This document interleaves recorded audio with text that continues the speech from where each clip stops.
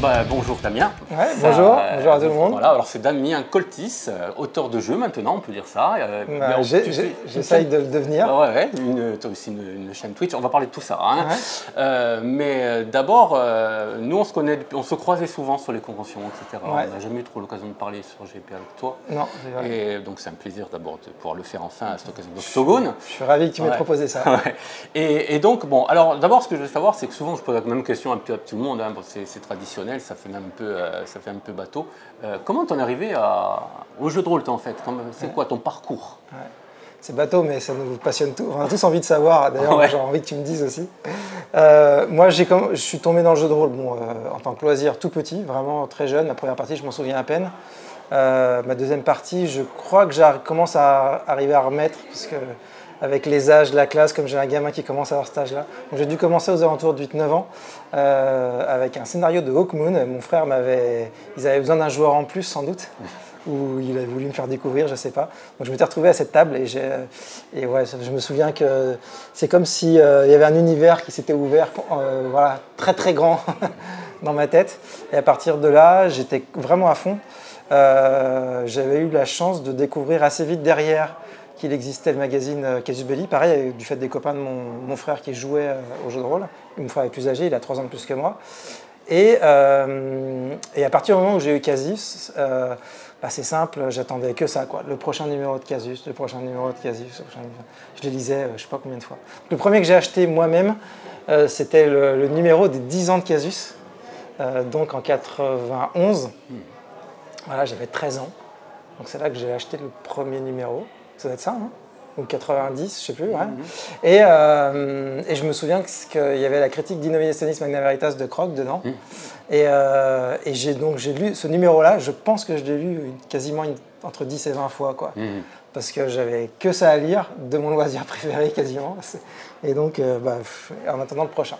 Donc ouais, j'étais quand même très accro tout de suite.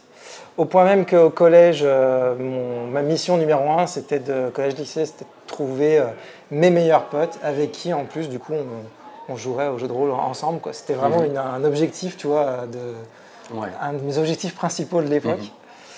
Et après, la petite histoire, c'est que j'ai rencontré David Burkley, le gérant de Black Book Edition, qui tenait une petite boutique à Lyon, qui s'appelait...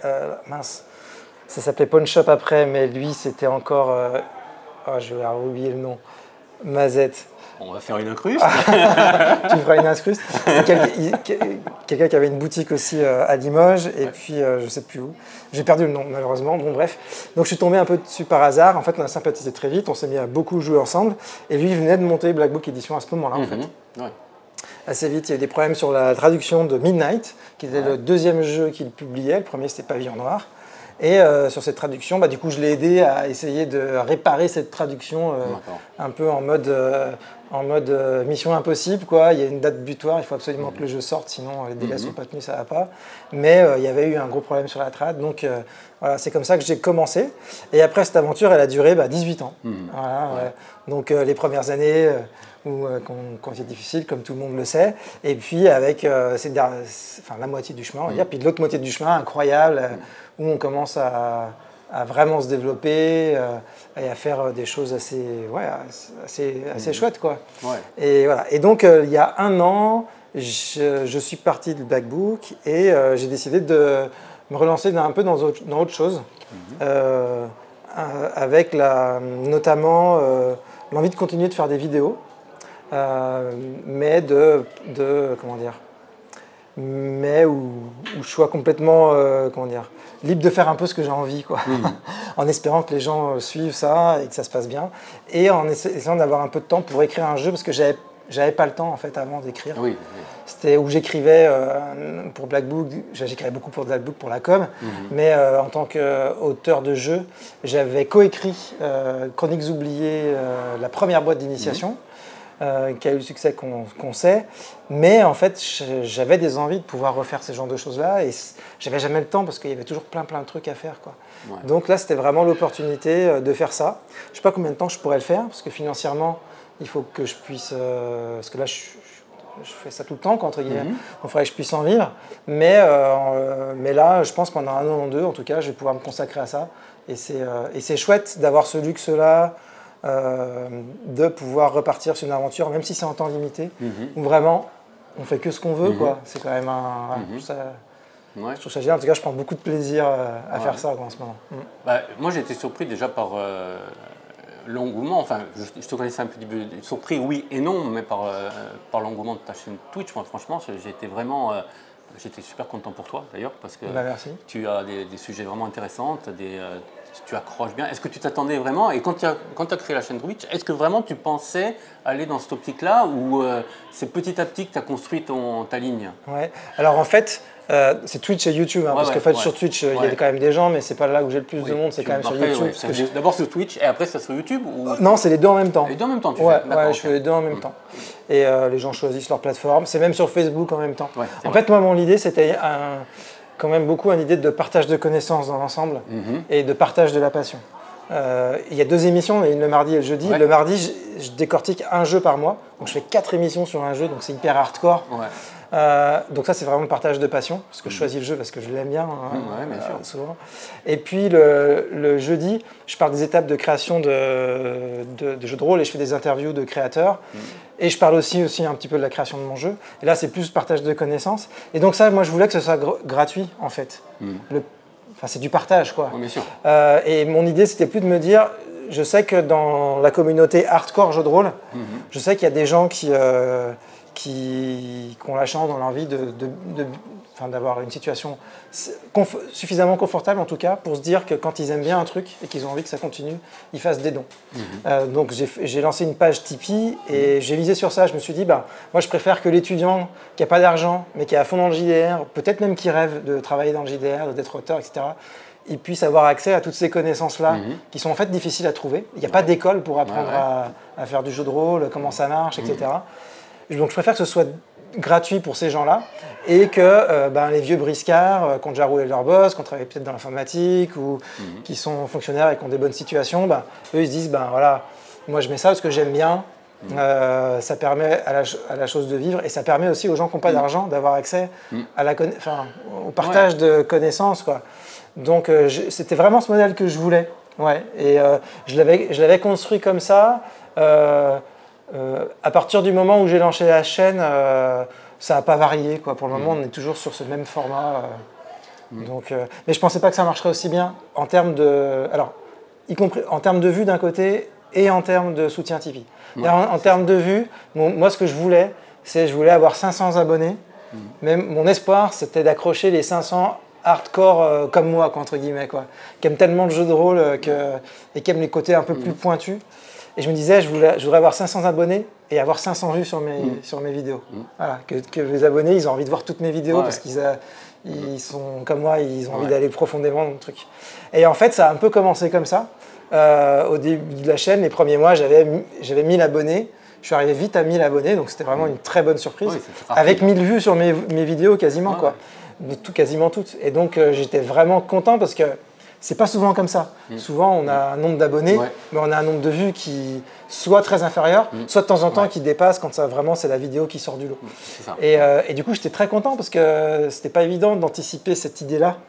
Et j'étais content que ça se retrouve dans les faits. Je me suis dit, les personnes qui sont là, c'est les bonnes personnes, quoi. C'est ceux vraiment que ça va intéresser. Et du coup, c'est surtout à elles que je m'adresse. Parce qu'encore une fois, moi, je cherche pas à faire des vues. La mentalité Twitch ou même YouTube de monétisation des vidéos par soit le sponsoring, soit le fait de réclamer de l'argent régulièrement, je voulais pas ça. Ça me correspond pas. Je trouve ça très bien par ailleurs, mais on n'est pas tous faits pour ça. Et moi, j'aime mieux dire, voilà, si vous avez le côté chapeau, artiste, j'étais musicien avant, si ça vous plaît et que vous avez envie que ça perdure, donnez un petit peu d'argent. Puis voilà. Et en fait, donc, j'étais assez surpris aussi de ce côté-là parce qu'il fallait absolument que j'arrive à réunir 400-500 € mensuels sur la page Tipeee pour pouvoir me dire, c'est bon, je fais ça pendant 2 ans, je vais m'en sortir de cette manière-là. Et en fait, là, on arrive déjà à 1000 €. On a passé les 1000 €. Donc, grosso modo, par rapport à ce que j'avais prévu, ça marche 2 fois mieux, donc tant mieux. Et je suis ravi, quoi. Les gens sont hyper sympas. Je fais mes émissions en live à 12h30, donc le mardi et le jeudi, Du coup, ceux qui peuvent être là, qui sont dans la pause boulot, je les retrouve c'est comme des copains qu'on retrouve tous les mardis, tous les jeudis pour échanger sur les jeux, sur les trucs qu'on aime. Et en fait, de toute façon, on le sait tous, hein, dans le travail, c'est pas simple de réunir sa passion et un truc comme ça régulier. Et du coup, je suis content de pouvoir faire ça, même si c'est pas vraiment un travail. J'en vis pas vraiment. Enfin, 500 € par mois sur les dons, ça suffit pas. Mais voilà, c'est vraiment chouette. Ouais, c'est cool. En plus, franchement, c'est déjà le jeu de rôle, on peut le dire, on est encore dans un public de niche. Hein. Bon, oui, bien sûr. Élargi, la niche est de plus en plus grosse. Mais donc, il y a beaucoup de meilleure image, quoi. Il y a beaucoup de gens qui font justement, ça s'est vraiment démocratisé. Et tu t'es démarqué de suite par enfin, c'est mon avis, tu t'es démarqué de suite par la passion que tu mets dans ce que tu racontes, la façon de poser dont tu le dis, ce qui peut paraître quelquefois paradoxal, parce que quand on est passionné, on dit des conneries, ça m'arrive très souvent. et la façon aussi de développer, justement, de rentrer à la fond d'un jeu. Et je connais des gens qui ne sont pas des joueurs hardcore qui regardent tes vidéos. Ça me surprend, par exemple. Voilà. Je trouve ça génial, hein. Mais honnêtement, ça me surprend. Je me dis, 4 vidéos sur un jeu. J'en connais, c'est ça qui est dingue. En fait, je pense que c'est une symbiose qui a bien marché, c'est une alchimie qui fonctionne dans ton émission. En fait, j'essaye. C'est vrai que moi j'ai un côté, je l'ai toujours vu parce que j'adore rigoler, etc. Mais j'ai toujours eu quand même un côté sérieux, quoi. Je suis plus sérieux que rigolard, même si j'aime bien la bonne ambiance et tout ça. Et du coup, c'est pour ça que je me dis que de toute façon, je ne vais pas toucher le grand public parce que je ne serais pas assez drôle.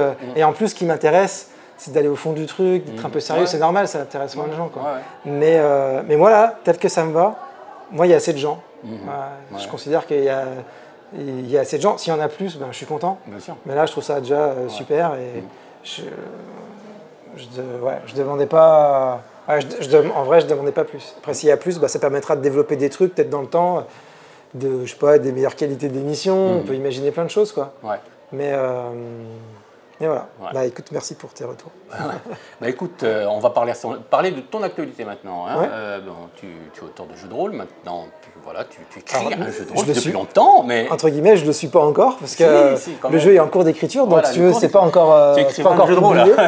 C'est pas encore. En fait, je l'ai été parce que j'ai eu quelques trucs que j'ai fait. Donc, est-ce que tu peux nous en dire un peu plus? Oui, bien sûr. Donc, alors l'idée c'était un mélange entre l'idée de faire des vidéos et de faire un jeu de rôle. Je voulais continuer de faire les deux. Donc j'ai imbriqué ça les deux en même temps. Donc quand je décris toutes les étapes de jeu de rôle, après de temps en temps je fais des vidéos pour mettre en application ces étapes de création, comment ça se passe quand on crée un jeu de rôle, pour les mettre en application sur un jeu que j'écrirai, à la fois pour faire connaître ce jeu-là s'il arrive à terme, je pense qu'il va arriver à terme, et à la fois pour montrer aussi l'application, comment ça se passe concrètement. Parce qu'il y a toujours, la théorie c'est chouette, mais quand on écrit, on a aussi besoin d'avoir beaucoup d'exemples, d'être nourri par des exemples concrets, quoi, parce que la théorie ça peut être un peu pénible. Donc ça s'est construit comme ça. Je voulais depuis longtemps écrire un jeu de zombies, donc ça remonte à 2 semaines avant l'annonce de Z-Corps, où on en avait discuté à l'époque, j'avais proposé ça. Et Z-Corps avait été annoncé, donc voilà, c'était passé à l'as. Mais là, Z-Corps c'est sur la fin, puis de toute façon il y a de la place pour plusieurs personnes. Mais, du coup, ça m'intéressait dans la tête, ce truc, ce concept de jeu de zombies. Enfin, de concept, c'était pas un très grand concept, je voulais juste faire un jeu de zombies, vraiment zombie. D'accord. À l'époque, j'aimais beaucoup Walking Dead et tout ça. Et j'étais très peureux quand j'étais gamin, donc je regardais pas de films d'horreur.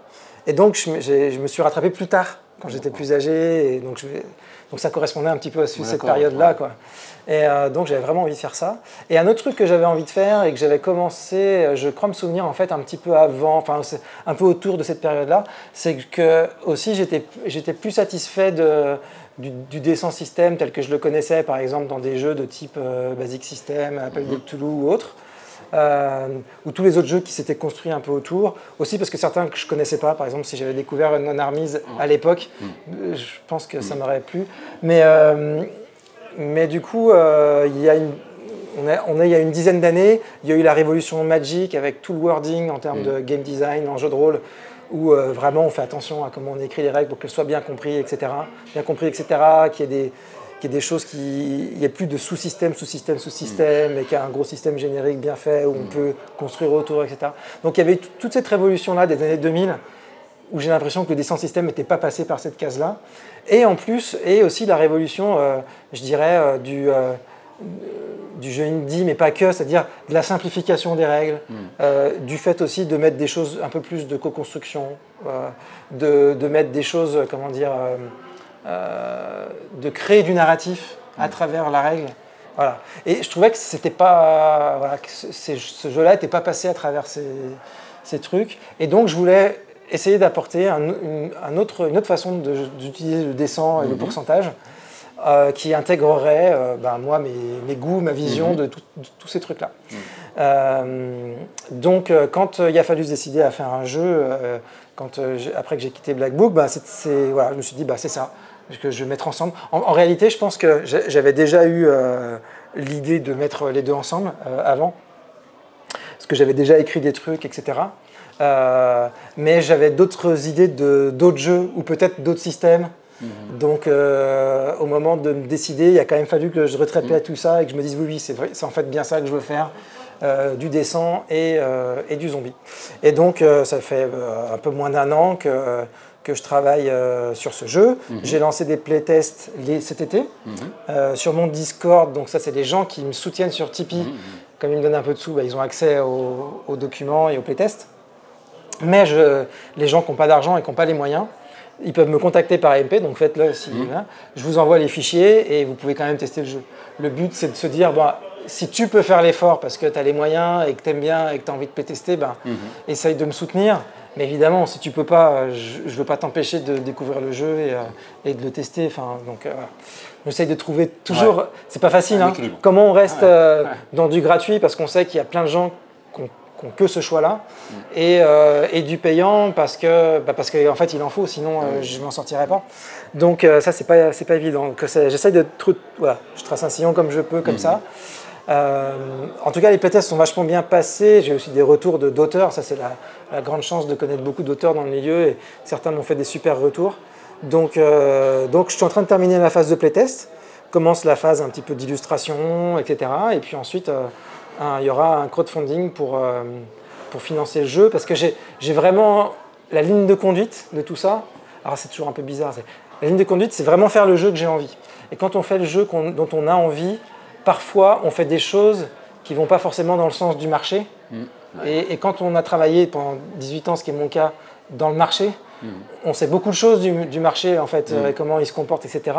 Et parfois, on va avoir tendance... Moi, en tout cas, je vais avoir tendance, parce que aussi j'ai des goûts assez simples, qui correspondent assez à ce qu'on trouve dans le marché. Je ne suis pas quelqu'un de très original, quoi. Mais je préférais, je sais pas, c'est Shadowrun, l'Appel de Cthulhu, Warhammer, enfin comme tout le monde, quoi. Donc du coup, j'ai tendance assez naturellement déjà à faire des choses qui vont assez bien, je dirais, vers le gros du public.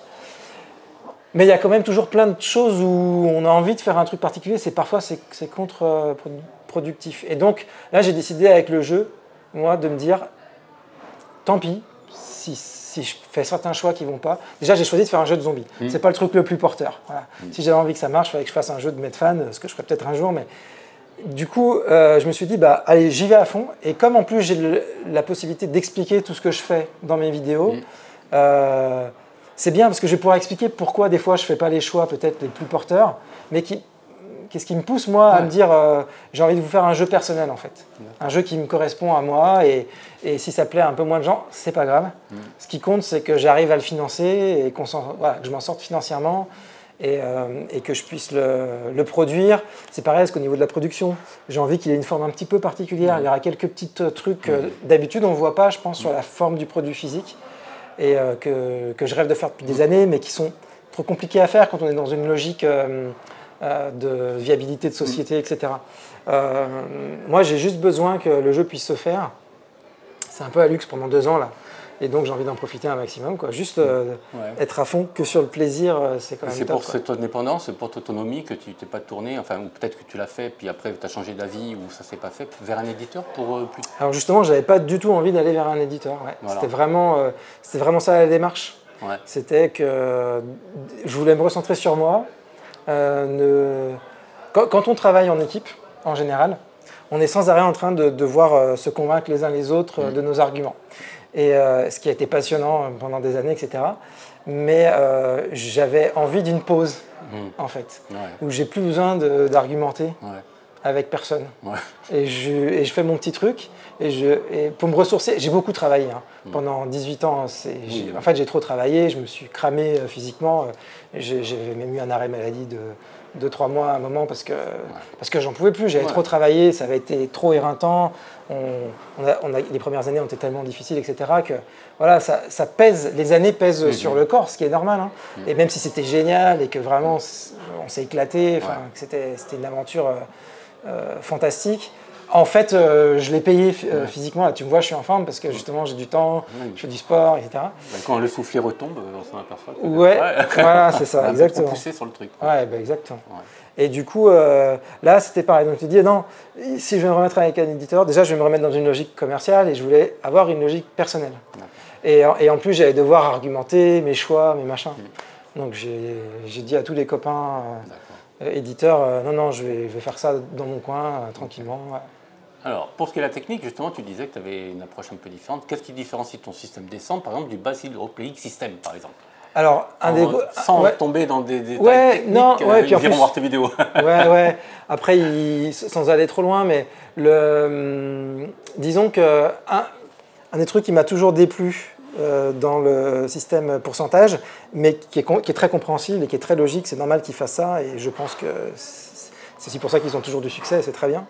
C'est que quand on lance quand on a 75% de chances de réussite et qu'on lance le dé, il faut faire en dessous, c'est logique, 75% de chance, et c'est ça la force, c'est que tout le monde connaît les statistiques, tout le monde comprend. Le 100%, et voilà.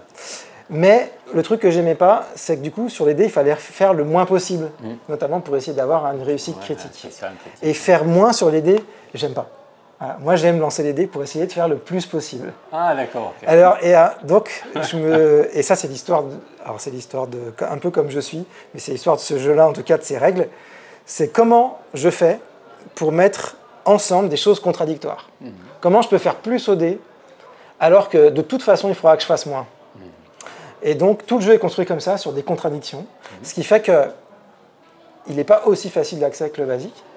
Mais une fois qu'on l'a compris, il est aussi simple, et à mon avis, il est beaucoup plus narratif. Donc, je prends un exemple. Donc, on a 75% de réussite, mais en fait, ça va être de la lecture directe, c'est-à-dire qu'on va lire le résultat du dé. Plus je fais élevé, mais en dessous, mieux je réussis. Et tu comprends? Oui. Et donc, quand tu lances les dés et que tu fais 0,1, tu as réussi de justesse. 0,1, c'est le ras les pâquerettes. Et par contre, si tu fais beaucoup sur ton dé et que tu as réussi, tu comprends tout de suite, ça donne tout de suite une image de je réussis beaucoup, je réussis de peu, juste en lisant le dé. Il n'y a plus de calcul à ce niveau-là. Le calcul a lieu avant, il y a peut-être des malus parce que tu avais 75% de chance, mais tu as des malus parce que là il pleut et machin. Si tu dépasses, c'est comme avant, tu es chibre. Comme un blackjack en fait. Tu le plus possible de la limite. Exactement. Bah, tu vois, il faudrait que je revise mon blackjack, mais je regarderai. Et du coup, et le truc que j'aimais bien, que j'avais trouvé à l'époque, mais qui depuis a été trouvé par d'autres et qui a été publié avant moi, par exemple chez Defilim, c'est la marge de réussite. Du coup, il suffit de lire le chiffre des dizaines. D'ailleurs, c'est 1, 2, 3, 4, et on se retrouve avec une marge de réussite de 1 à 10. Pour faire des critiques, c'est les doubles, et on double la marge de réussite. Et donc, il se passe un truc où tout d'un coup, quand on lit le résultat du dé, sans calcul, on a plein de trucs à raconter. En fait, c'est ça que j'aime bien. Mais par contre, faut passer ce petit cap au début de contre-intuitif, parce qu'il y a des trucs qui vont... Pas forcément ensemble au départ. Et après, le jeu, il se veut très souple, c'est-à-dire que grâce à cette mécanique-là, on peut tout improviser, que ce soit narrativement, que ce soit même avec la marge de réussite. J'ai envie de savoir, mais alors là, tu veux sauver ton copain, il va mourir dans 2 heures, mais tu as besoin d'aller courir jusqu'au village pour aller trouver des médicaments et les ramener. Est-ce que tu vas avoir le temps? Fais-moi un jet. Tu as fait combien de qualité de réussite? Tu as fait 5. 5. 5, c'est pas mal. Tu vas gagner, tu vas gagner 5 minutes sur telle partie du trajet, tel truc. On peut improviser aussi des trucs de règles, c'est ça que j'aimais bien. Et après, donc ça, c'est la première couche très simple. Et il y a une deuxième couche avec plein de règles optionnelles. Moi, j'appelle ça plutôt des focus de règles parce que je veux pas que ce soit des règles optionnelles, genre on joue avec la règle ou pas. C'est est-ce que dans cette situation-là du scénario, est-ce que c'est intéressant de le faire? de se poser la question. Tu vois, c'est typiquement le cas. Ouais, alors je dois aller courir là-bas, machin. Ouais, bah, fais-moi juste un jet, t'as réussi, bah voilà, c'est bon.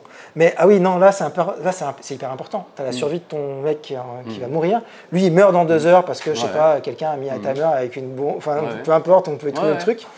Là, tout d'un coup, ça devient une scène du scénar hyper importante. Ouais, bien sûr. Et du coup, l'enjeu est très important. Peut-être qu'on va acheter plusieurs dés et puis que de voir combien de temps on gagne, est-ce qu'on y arrive vraiment en fonction des obstacles, etc. Donc, mon but, c'est une logique de focus de règles, c'est-à-dire là, c'est intéressant de jeter un focus et donc on va sortir la règle à ce moment-là. Ouais, on s'attarde un peu plus sur la situation, sur la scène, en rajoutant des focus, pas des modules, donc des focus. Ouais, si, mais c'est des modules, hein, c'est des modules de règles, mais on les rajoute parce que narrativement, pour la session de jeu, c'est important. Ça ne veut pas dire qu'à la prochaine situation qui ressemble, on est obligé de suivre cette règle.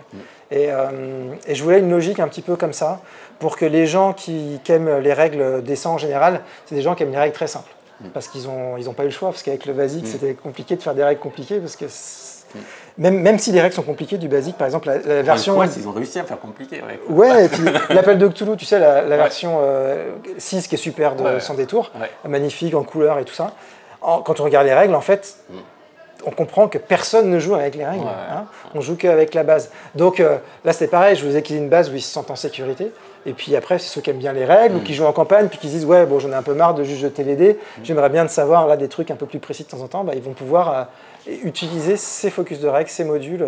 Ça, c'est un petit peu la logique. Voilà. Je ne sais pas si on est trop loin. Non, pas du tout. C'est passionnant. Et tes zombies, c'est des zombies à la George Romero qui avancent comme ça, ou c'est des zombies à la Hannibal qui tournent dans tous les sens? Alors, j'aimerais bien sortir 2 bouquins par an. Donc, en 2 ans, je peux peut-être en sortir 3, tu vois, ou un truc comme ça.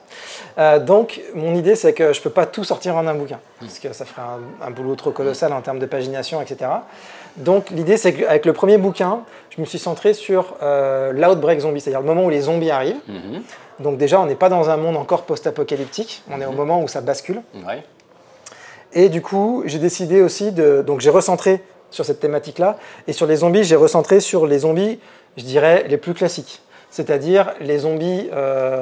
parce que Romero, il a fait des zombies différents en fonction des films. Donc le premier... Je suis vieux, moi. Les deux premiers Romero et Walking Dead, on va dire. C'est-à-dire le zombie qui n'est mu que par cet instinct de se nourrir de chair fraîche et qui ne s'arrête jamais, quoi, mais qui erre. Voilà. Donc je suis parti un peu de ça, mais... Le truc qui a été assez chouette et sur lequel je suis tombé, c'est qu'en fait, je voulais pas qu'il y ait qu'un type de zombie. Ça semblait pas assez riche. Et puis en termes de puissance aussi, il fallait qu'il y en ait des faibles, des forts, etc. Donc comment je fais ça? En fait, donc c'est des blocs. Et les blocs s'imbriquent en fait. Et chaque bloc, c'est une partie de la feuille de personnage, en fait, du profil de stade du zombie. Et en fait, en prenant les différents blocs, donc il y a un bloc, le corps, est-ce qu'il est faible, moyen ou fort? Donc il y a 3 blocs différents. Tu vas le mettre avec le bloc de quel est le type d'infection. Donc là, c'est le type de zombie, c'est-à-dire ce zombie un peu machin. Moi, j'ai lié ça avec un type d'infection. Donc c'est le bloc de ça, donc on connaît ses compétences, on va dire. Et puis avec son bloc d'instinct, qui est que quand il a chopé qu'il y avait de la chair fraîche, comment il se comporte, quel type d'attitude il a. J'appelais ça attitude avant, maintenant j'appelle ça instinct, parce qu'il y avait attitude qui se retrouvait dans un autre truc de game design, l'attitude qu'on a les autres entre PNJ, etc. Bon bref. Et l'instinct, j'en ai mis plusieurs. Il y a donc le rôdeur, qui est vraiment le classique Walking Dead. Lui, dès qu'il en chope un, il chope le premier qui vient, quoi. Si celui qui passe là, il va essayer de le choper pour le mordre, mais si le mec arrive à partir et puis qu'il y en a un autre qui passe plus près, il va choper le plus près. Donc ça, c'est le rôdeur. Il y a le prostré. Le prostré, c'est celui qui a l'air mort, quoi, qui est comme ça, qui ne bouge pas, et qui s'anime que quand on est à son contact, quoi, et qui tout d'un coup, il nous saute dessus, mais si on s'éloigne, il ne bouge pas. Il y a le tracker, qui va être un peu comme le rôdeur, sauf que lui, quand il va en choper un, il va rester dessus plus longtemps. Il va avoir tendance, le premier qui chope, on ne sait pas pourquoi, il reste dessus, il reste bloqué dessus. Et puis, le dernier, si j'en ai pas oublié, j'ai mis un rôdeur aussi, mais qui est limité par une zone géographique. Souvent, il est lié à un lieu. Ça peut être pour des raisons même liées à quand il était en vie, etc. C'est ça. Et le dernier, donc, c'est l'enragé, qui sera effectivement, qui lui a une action de plus par round, et qui est plus agressif, etc. Donc, on n'a pas que le Walking Dead. On a aussi un petit peu le zombie qui est un peu plus rapide et qui fout plus les jetons. Peut-être pas, il va pas aussi vite que 28 jours plus tard, mais un peu plus dans cette ambiance-là. Ouais. Mais ce qui est marrant, c'est que tous ces blocs-là, du coup, ça fait plein de profils de stats différents. Certains pourront être des zombies vachement plus effrayants parce qu'ils ont un corps plus costaud, d'autres moins, etc. Puis j'ai rajouté aussi la rigidité cadavérique pour encore pallier au truc, c'est-à-dire que quand le zombie se relève très vite de son décès, son corps n'est pas encore rentré en rigidité cadavérique, donc il se meut très bien. Mais quand il est resté longtemps, il va avoir les muscles tout raides et il va se bouger un peu comme ça, un petit peu comme les zombies, tu sais, japonais là. Et du coup, ils ont des malus. Donc ça permet de faire des fois des personnages très puissants, mais qui, quand ils se réveillent, ne le sont pas encore tout de suite. Des handicaps. Et ce qui va faire que les persos aussi, ils vont être des persos débutants, on va dire. Ils vont peut-être rencontrer ce zombie-là, peut-être qu'ils le recroiseront plus tard et il sera plus costaud, et eux aussi. Et du coup, pour qu'il y ait des effets comme ça, un peu de fun, de progression des personnages aussi, etc. Donc voilà pour les zombies. Puis après, dans les autres volumes, j'ai envie d'aborder les autres types de zombies. Du coup, que ce soit les zombies, n'importe quoi, les zombies aliens, les techno-zombies, les zombies végétariens, enfin bref, les zombies intelligents, les zombies mus par une intelligence collective. J'aborderai ça dans les autres volumes, comme j'aborderai les autres thèmes. Je te disais qu'on était sur l'Outbreak, ce premier volume, et à partir du deuxième volume, on va rencontrer plus dans des mondes un peu plus post-apo, comment on va gérer justement la survie d'une communauté dans un monde post-apo, etc. Et ça viendra dans le deuxième volume en réalité. D'accord. Et sans vouloir spoiler, sans rien faire, tu as travaillé sur un setting, comme la raison de cet apocalypse zombie. Oui. Alors mon but, c'est que les gens puissent jouer tous les genres zombies qu'ils veulent. Qui se fassent plaisir. Donc, je vais essayer de balayer un peu tous les thèmes.